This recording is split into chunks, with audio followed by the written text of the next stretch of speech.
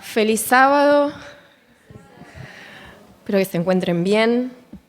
Tenía acá. Como decía Sergio, ¿no? El día está gris, pero bueno, ¿qué le vamos a hacer, no es cierto? Por la gracia de Dios podemos hoy estar acá. Todos los que estamos, dentro de todos, tenemos una salud, no sé, al 60, al 70, al 80%, pero estamos. Así que ya es un motivo de agradecimiento a Dios por poder estar en esta mañana. Y bueno, compartir con ustedes la palabra de Dios, que bueno, siempre es lindo, ¿no? Compartir la palabra de Dios, qué es lo que dice, qué es lo que nos dice, ¿no? Para que podamos ser más que victoriosos. Y quería compartir con ustedes, haciendo, ¿no? digamos, el puntapié al tema de hoy.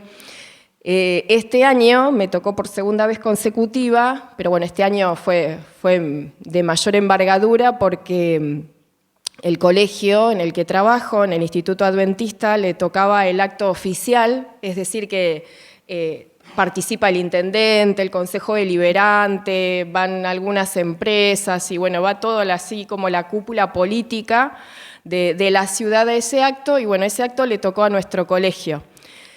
Y entonces, como todos, el acto era el acto del 2 de abril, ¿no? El Día del Veterano y los Caídos en Malvinas, y lo íbamos a celebrar o íbamos a hacer la conmemoración el primer día de abril. Y unos días antes, un mes antes, cuando el DIRE me dice que va a ser oficial, en realidad yo no tenía a cargo ese acto, me dice, bueno, va a ser un acto oficial, no sé qué voy a hacer, porque bueno, había un montón de situaciones que resolver, y bueno, y esto fue el 3 de marzo, ¿no? Que él me dice esto, o sea, las clases empezaron el 2, bueno, él el 3 de marzo me dice esto. El 5 de marzo yo tenía que asistir con mi papá a un turno a hacer una resonancia.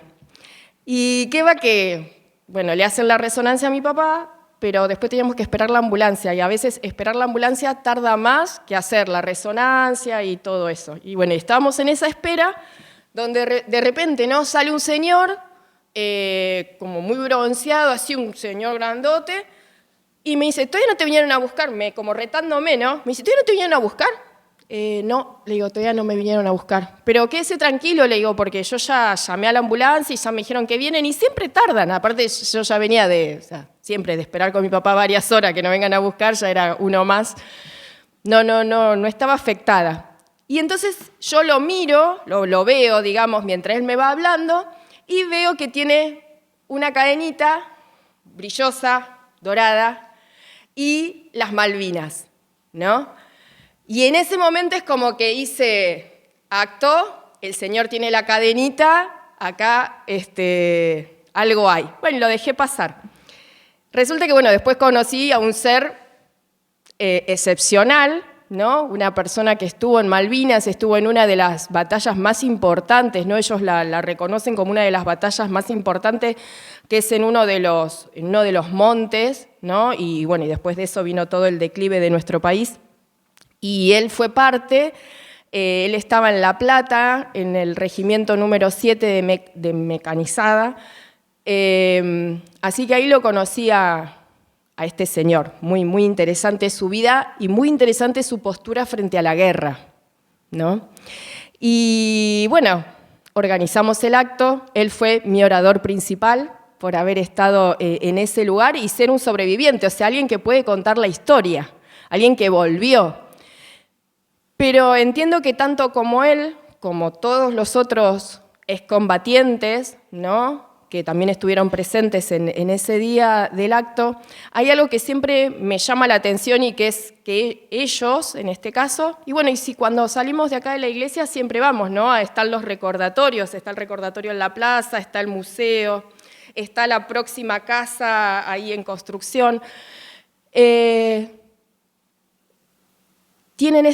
Siempre tienen esta intención, que ellos no son los héroes, ¿no? Porque siempre se los trata como héroes de guerra, ¿no? Porque estuvieron en una guerra, estuvieron defendiendo el suelo que reconocemos como argentinos y volvieron. Y ellos todos, ¿no? Esto es en general, es como la idea principal que los excombatientes mencionan, es que ellos no son héroes. Los héroes son los que se quedaron en la guerra, los que quedaron en suelo malvinense, ¿no? Los que no pudieron volver, los que por medios de actos heroicos dieron su vida, ¿no? A cambio de los que volvieron. Entonces, también es como, y entiendo que hay muchos de ellos que lo trabajan hoy con profesionales y con terapeutas, es la culpa de yo me quedé vivo y otro no, ¿no? Y pensando que ya hace más de 40 años que esta gesta se dio, siguen teniendo ese sentimiento. Son personas de 60, 65 años que siguen teniendo ese sentimiento de como ellos se quedaron, ellos son los héroes y nosotros volvimos. Contamos la historia, sí, la contamos. Algunos la cuentan de una forma más enérgica, como uno de ellos, ¿no? El señor Nilo Navas, pero hay otros que lo cuentan a veces hasta con vergüenza, ¿no? Porque allá quedaron sus compañeros, y este es el caso del señor que conocí ahí en el lugar donde se hacen las resonancias. Héroes desconocidos, ¿no? Que no volvieron, pero que dieron su vida a cambio de la vida de otros, ¿no? Y que además de eso, la gesta en este caso tenía un objetivo, que era poder recuperar ese suelo, ¿no? Algo que tampoco pudo ser. Entonces, los excombatientes o los que quedaron hoy con vida, es como que llevan eso inclusive como un pesar, ¿no es cierto? Y pensaba en ellos esta semana que hubo tanto, entre comillas, ¿no? Revuelo, con un cartel, ¿no? Que decía que las Islas Malvinas son argentinas, ¿no? ¿Cómo nosotros, que también peleamos varias batallas, cómo nos vemos, ¿no? Muchos peinan más canas que yo, así que entiendo que son más veteranos que yo en las guerras y en las batallas que les ha tocado luchar, e inclusive diferentes a las mías, ¿no? Pero podemos pensar en penas, en separaciones, en muerte, en enfermedades, en soledades, en problemas de todo tipo, color y en diferentes tiempos de nuestra vida. Pero si estamos hoy acá, por eso si bien el sábado afuera es gris, los que estamos acá claramente somos sobrevivientes de una semana, ¿no? Y agradecidos a Dios de que este sábado llega como para cobijarnos y pensar en otra cosa, no en todo lo que la semana nos trae. Y hemos pasado por diferentes batallas, por diferentes pruebas, en las que podríamos cada uno de nosotros dar testimonio. Inclusive, muchas veces el testimonio de muchos de ustedes ante lo que les ha tocado pasar sirven de aliciente o de ánimo para los que estamos transitando diferentes situaciones en nuestra vida.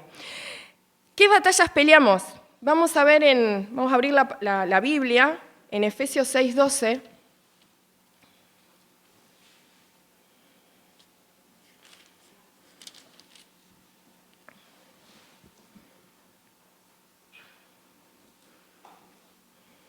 Y nosotros no estamos peleando batallas por un territorio, ¿no? Peleamos otras batallas. Y Efesios dice lo siguiente: porque no tenemos lucha contra sangre y carne, sino contra principados, contra potestades, contra los gobernadores de este mundo de tinieblas, contra malos espíritus de los aires. Así lo describe. Y si vamos a Romanos 8, que es un texto conocido, 8:37,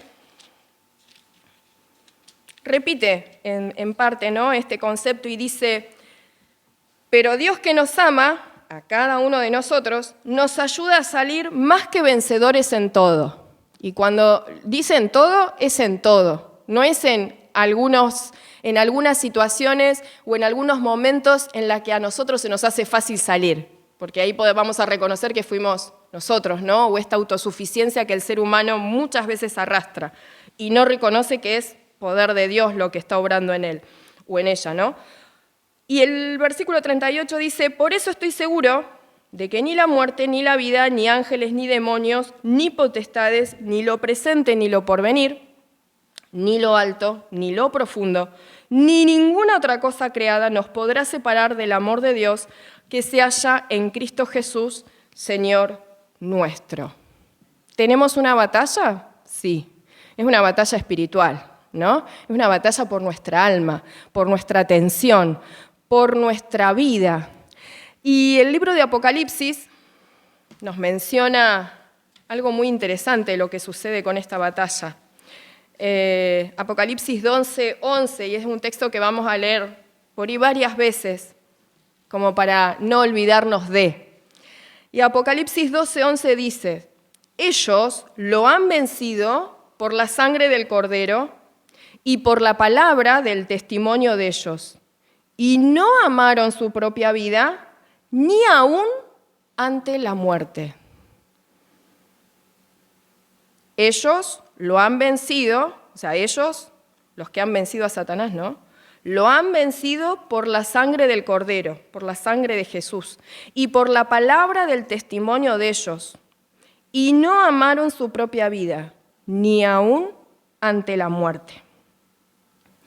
Hace unos años conocimos al pastor Portes, no sé si ustedes se lo acuerdan, hubo unas reuniones en la iglesia del centro, un hombre alto, enérgico, y lo que siempre recordamos, Panchito era chiquito y decía, ¿no? Sí o no, seguro que se acuerdan, ¿no? El pastor Portes, muy interesantes sus predicaciones, y todas las noches que él estuvo hacía esas referencias, ¿no? Sí o no, y tenía acento. Bueno, y el pastor Portes en una de esas noches dice, ¿cuál es el valor de una persona? O cómo nos damos valor cada uno de nosotros, ¿no es cierto? ¿Qué precio nos tendríamos que poner? Si nos tuviéramos que poner un precio, ¿qué precio nos pondríamos? ¿Cuánto valdríamos cada uno? Haríamos una lista de lo que sé hacer, entonces por lo que sé hacer es lo que valgo, muchas veces, ¿no? Por lo que sos es lo que valés, por lo que tenés es lo que vos valés. Pero acá el pastor hacía referencia a otro valor, ¿no? A un valor que no muchos, ¿no? Vamos a poder pagar en algún momento de nuestra vida. ¿Cuál es el valor de una persona? Y él decía, valórese. Que cada una de las personas, ¿no? Tomara valor, valórese. Porque usted tiene un precio muy, muy, muy importante. ¿Cuál era ese precio? La sangre de Cristo. Ese es el valor que cada uno de nosotros tiene. La sangre de Cristo derramada en la cruz. Él dio su vida en la cruz por cada uno de nosotros. ¿Cuánto valemos nosotros? Porque si Él murió para salvarnos, ¿cuánto valemos nosotros? Esa sangre. Cuando dimensionamos ese valor, cualquier cosa que nos ofrezcan es poco. ¿Quién ofrece su vida por el otro? ¿No? Su tiempo. Pero pongámosle la vida, no hablemos de tiempo, pongámosle la vida. ¿Cuántas veces ustedes han ofrecido su vida a cambio de la de otro? No. A veces las personas en momentos de mucha desesperación, yo lo he escuchado decir en personas que han sufrido la pérdida de familia muy cercana, daría mi vida porque la otra persona viviera. Y es serio esa declaración, ¿no? Para que el otro quede, yo daría mi vida. Pero no estamos en esa condición. El único que estuvo en la condición de dar su vida por cada uno de los seres humanos dispuesto a aceptarlos es Cristo. Nosotros tenemos que aceptar ahora ese tremendo sacrificio. Entonces, ¿tenemos batallas? Sí. Pero ya no más Romanos nos dice de que vamos a ser más que vencedores en cada una de esas batallas, que no hay nada de lo que nos pueda suceder, aún la muerte, de la que no podamos salir vencedores. Y este aporte, ¿no? del pastor que dice que el valor de cada persona, mi valor es la sangre de Cristo. Ahora, vamos a Apocalipsis 1:9, perdón. Hoy cuando lo repasaba pensaba en algún momento, qué lejos estoy de la Virginia que apenas pasaba cerquita por Apocalipsis. Qué lejos, hace muchos años atrás. Qué lejos. Bueno, Apocalipsis, un libro escrito por Juan, y en el momento que él lo escribe no es cualquier momento de su vida, es un momento muy particular, ¿sí? Porque donde lo está escribiendo, que es en la isla de Patmos, Él estaba preso, no estaba libre, estaba preso. Y no estaba preso porque hubiera cometido algún delito, ¿no?, moral, sino que estaba preso por ser testimonio vivo de lo que Jesús quería hacer con las personas, por transmitir el testimonio de Jesús, por predicar el sacrificio de Jesús, por predicar el amor de Jesús, por predicar la palabra de Dios. Por ese motivo estaba preso Juan en Patmos, que es donde llega a escribir el libro de Apocalipsis. Y esto lo podemos ver en Apocalipsis 1:9, que dice: yo, Juan, hermano de ustedes y compañero en la tribulación, en las batallas, en las pruebas, en el reino y en la paciencia de Jesús, estaba en la isla de Patmos por causa de la palabra de Dios y del testimonio de Jesús. Un hombre que por sus características había estado predicando hasta que fue preso, ¿no? Y había sufrido calumnias, persecución, amenazas de muerte, y ahora lo tenían bien preso, ¿para qué? Para que no predicara, para que no hablara de Jesús, para que no hablara de la libertad que Jesús podía ofrecerle a las personas. Y Apocalipsis 2:10 dice así,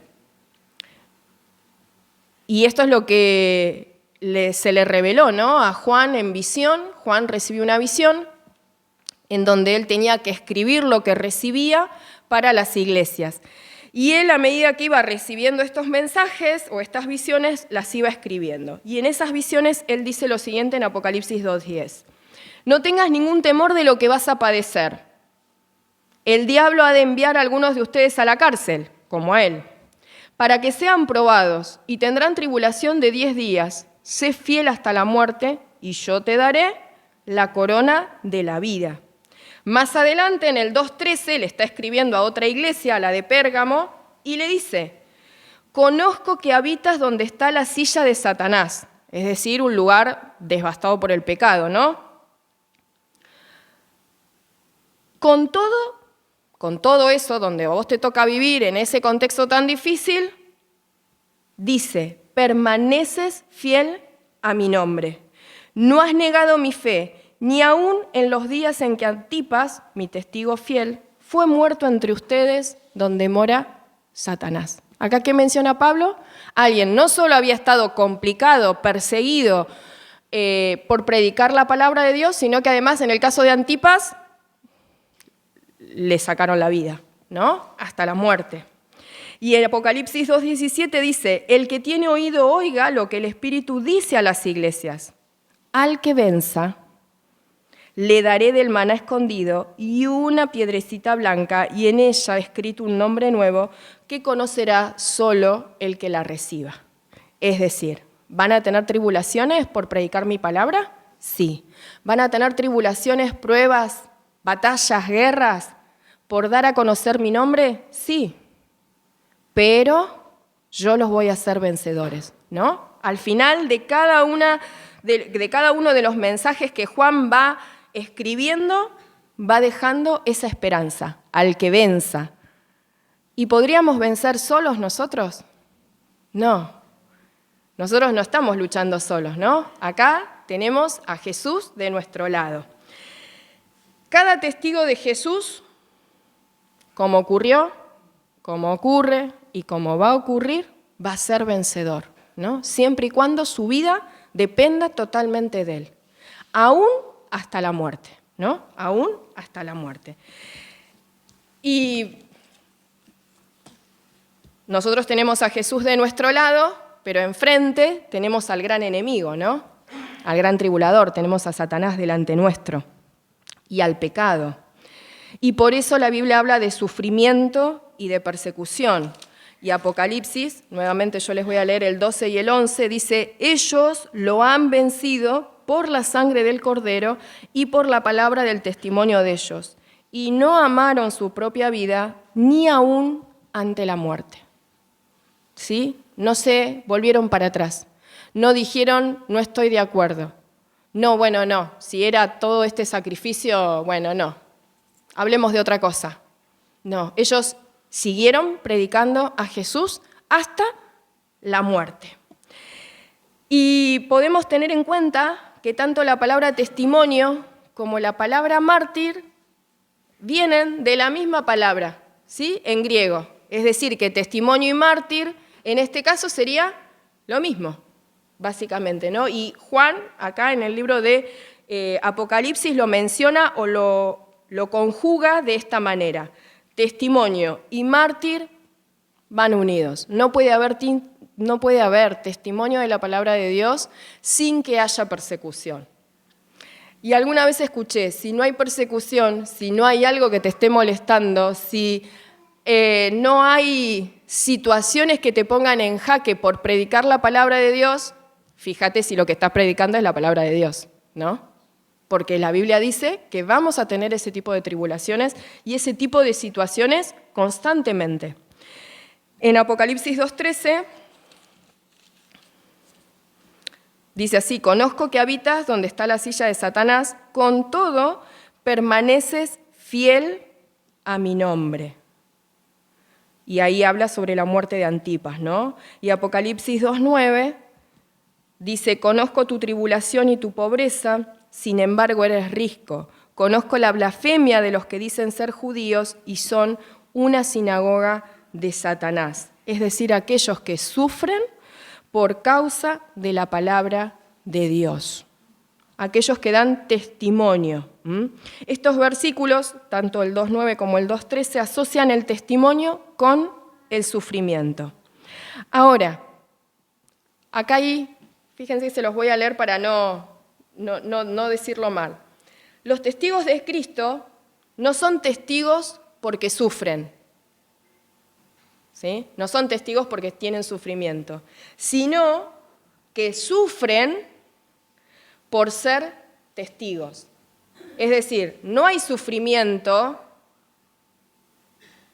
en este caso, por lo que vos estás haciendo, sino por lo que vos estás diciendo, ¿sí? Los testigos de Cristo no son testigos porque estamos sufriendo, sino que sufrimos por ser testigos. ¿Y qué cosas podemos sufrir como testigos de Jesucristo? Que te deje tu familia, que pierdas el trabajo, que tengas que tener otras elecciones de vida. ¿Por qué? Porque empezás a diferenciarte, porque tu identidad empieza a ser diferente. Y como prueba final del testimonio, además, estemos dispuestos a enfrentar la propia muerte. Y podríamos preguntarnos entonces, ¿no? ¿Estamos dispuestos a enfrentar la muerte a causa del testimonio de Jesús? Tertuliano, un cristiano que vivió en los primeros años, entre el 150 y el 225 después de Cristo, en su apologético, que la apologética es el arte de explicar y de defender la fe. Bueno, y Tertuliano era uno de ellos, defendía la fe. Y dice así: nos hacemos más numerosos cada vez que nos cosechan. La sangre de los cristianos es semilla. Se las voy a volver a leer. Nos hacemos más numerosos cada vez que nos cosechan. La sangre de los cristianos es semilla. Y acá podríamos decir, bueno, todo muy lindo con el sábado, todo muy lindo con el amor de Dios, todo muy lindo con el sacrificio de Jesús por mi vida, pero hasta acá llegamos, ¿no? ¿Qué tan dispuestos estamos, ¿no? A ser, como diría Tertuliano, semillas? ¿Qué tan dispuestos estamos a pelear esas batallas? Estos testigos, los testigos de Cristo, ¿no?, ponen en relevancia también la identidad de un pueblo. Y muchas veces, por llevar adelante esa identidad, se nos presentan un montón de pruebas. El sábado es una de ellos, ¿no? Elegir venir a la casa de Dios, elegir guardar desde el viernes a la noche hasta el sábado a la noche, es una elección. Hoy en día no nos cuesta la muerte, pero sí nos cuesta tomar decisiones, nos cuesta tener que dejar cosas, nos cuesta quedar mirados, ¿no?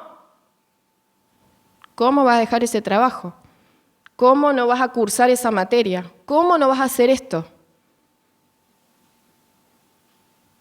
Pero todos esos cómo se resumen al valor que yo tengo. ¿Cuánto valgo? La sangre de Cristo. Cristo no se puso a pensar si íbamos a tomar decisiones bien firmes con respecto a la fe o íbamos a tambalear en el camino. Él dio su vida por todos nosotros. De una, no fue en partecitas, murió en la cruz, ya está.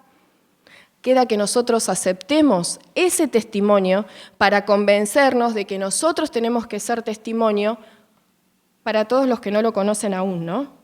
Y podemos pensar en varios ejemplos, en José, en Daniel, en Isaías, en Job, con toda su enfermedad, no dejó de pensar de que, bueno, Dios lo iba a ayudar en algún momento, esto iba a pasar, ¿no es cierto? Esteban, apedreado, Pedro y Juan, que como jubilación le estaba tocando la cárcel, ¿no? Su plan de jubilación, entiendo, seguramente había sido otro. Habría pensado terminar sus días de otra manera. Sin embargo, ahora estaba preso. Todos sufrieron, todos fueron perseguidos, pero su vida tenía un precio. La vida de cada uno de ellos, como la vida de cada uno de nosotros, tiene un precio. ¿Cuál? La sangre de Cristo. No tengan duda de eso. La sangre de Cristo. Y es más, tiene un valor adicional. Cualquier cosa sobre la tierra. ¿Sí? Somos un propósito, somos el propósito de Dios. ¿Para qué? Para dar testimonio de Él. Estaban cada uno de ellos como, ojalá estemos nosotros, ¿no? Estaban convencidos de que su valor era la sangre de Cristo. Y por eso ninguno de ellos escatimó su propia vida. Pensaba en Esther, ¿no? En la reina Esther, que tenía que ir a pedir por su pueblo, pero no era nada fácil ir a hablar con el rey. Antes de ir a hablar con el rey, que dijo, bueno, oremos 3 días y que sea lo que Dios quiera. Pero así como el rey la recibió y la escuchó, también la podría haber desechado, ¿no? También podría haber perdido todos esos privilegios que tenía como reina. E inclusive la podría haber matado a ella y a su pueblo, porque el edicto que decía, todos los judíos afuera. Pero estaba convencida de que el Dios en el que ella creía tenía el poder suficiente para que el rey la pudiera escuchar y poder salvar a su pueblo, ¿no? Y es ese convencimiento el que nosotros hoy tenemos que tener. En el libro Hechos de los Apóstoles, en la página 134, Elena de White dice, los apóstoles predicaban a Cristo con denodado valor, aunque sabían que al hacerlo estaban arriesgando su vida. Con denodado valor, aunque sabían que podían estar arriesgando su vida. Y yo me preguntaba esto, no les voy a decir lo que me contesté. ¿Cuándo fue la última vez, Virginia, que arriesgaste tu vida por Cristo? Ustedes pueden poner su nombre si quieren en la misma pregunta. ¿Cuándo fue la última vez que arriesgamos nuestra vida por Cristo? Por ser testimonio, por ser semilla.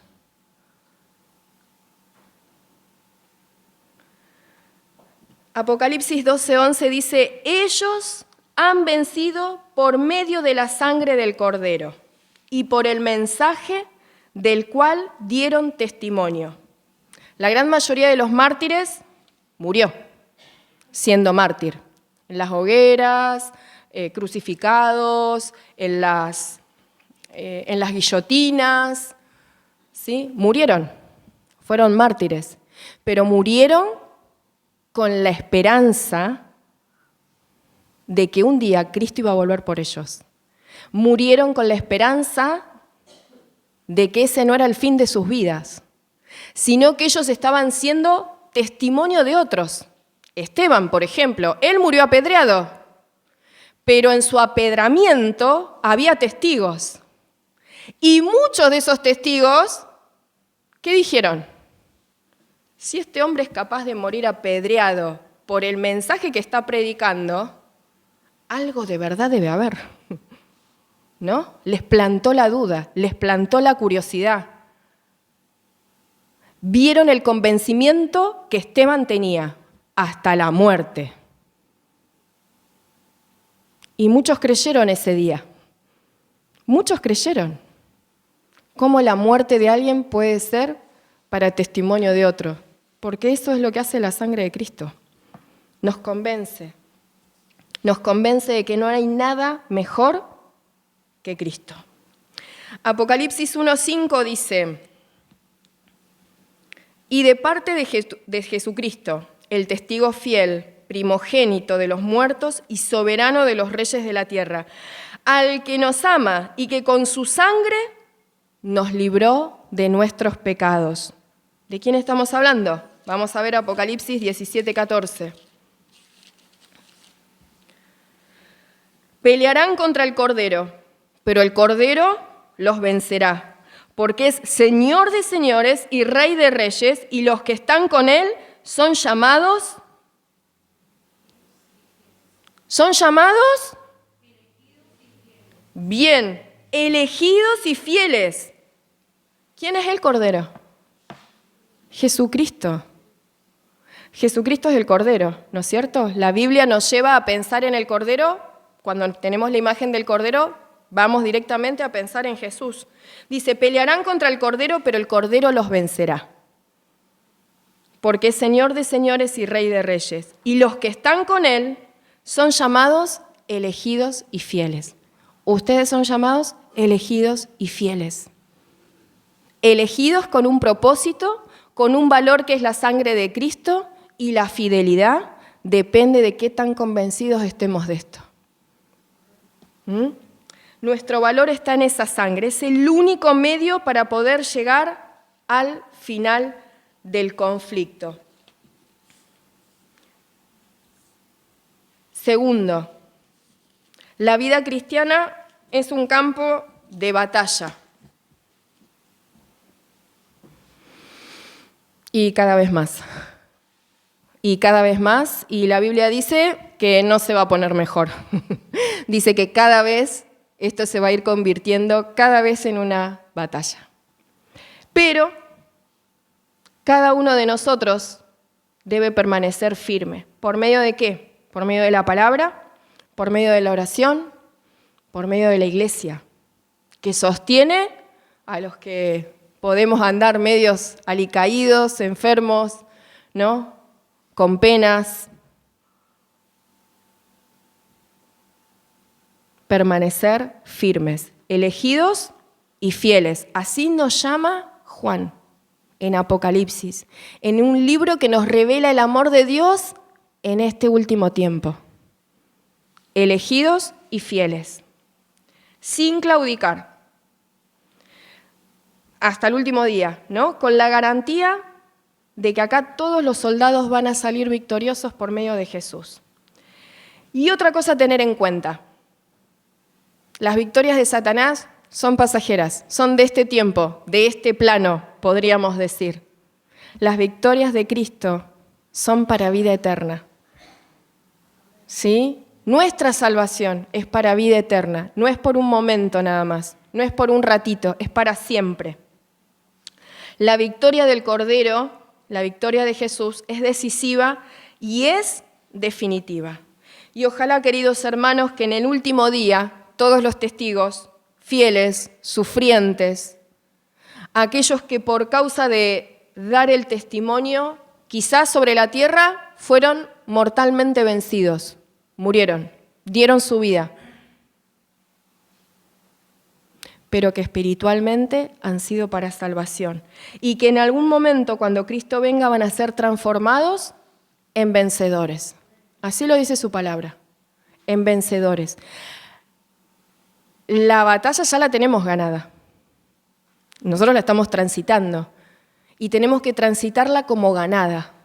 Si la transitamos como perdida, lo más seguro es que este tiempo, este momento de la historia nos gane, los problemas nos ganen. Que dar la palabra de Dios no sea realmente lo que queramos hacer, porque este tiempo nos puede ganar, pero las batallas de Satanás son provisorias, son temporales, hermanos.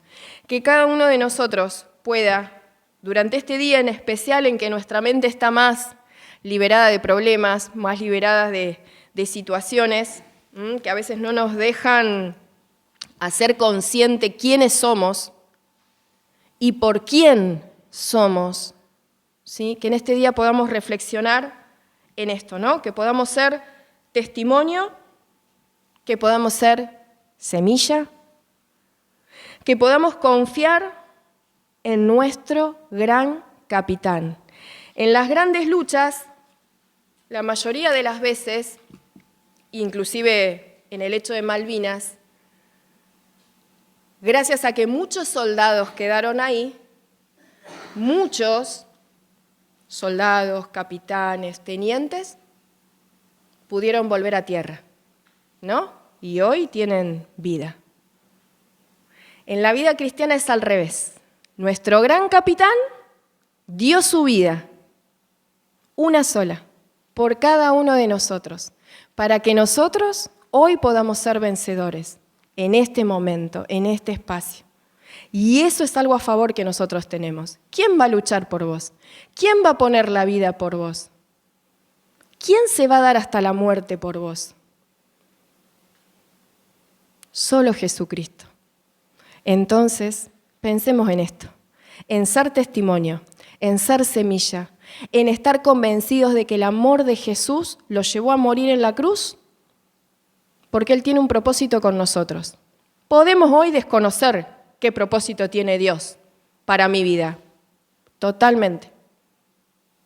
Pero no por eso Él va a seguir trabajando, Él nos va a seguir llamando, para que, como decía el primer himno, a donde Él quiera que nosotros vayamos, iremos. ¿Qué decía el Probadivet, no? No sabía dónde ir, no sabía, y resulta que había alguien orando por misioneros.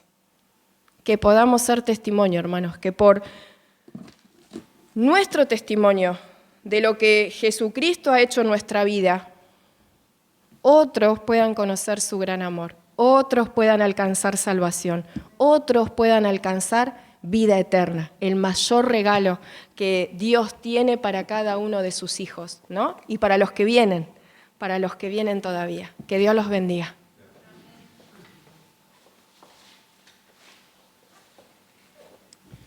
Vamos a finalizar este culto divino con el himno número 516. 516. Los invito a ponerse de pie.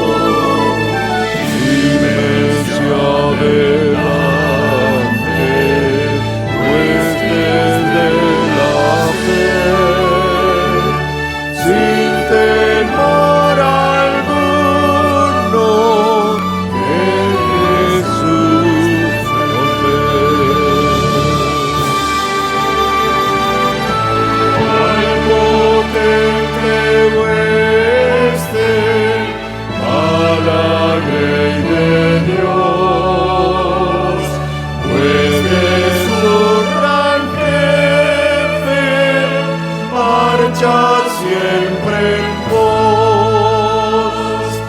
Es un solo cuerpo y uno es el Señor. Una la esperanza y uno es el amor. Firmes y adelante, huestes de la fe, sin temor alguno, que Jesús nos ve. Todos sin coronas pueden crecer. De Jesús la Iglesia firme ha de ser. Nada en contra de ella prevalecerá, porque la promesa nunca faltará. Firmes y adelante, huestes de la fe, sin temor alguno, que Jesús nos ve.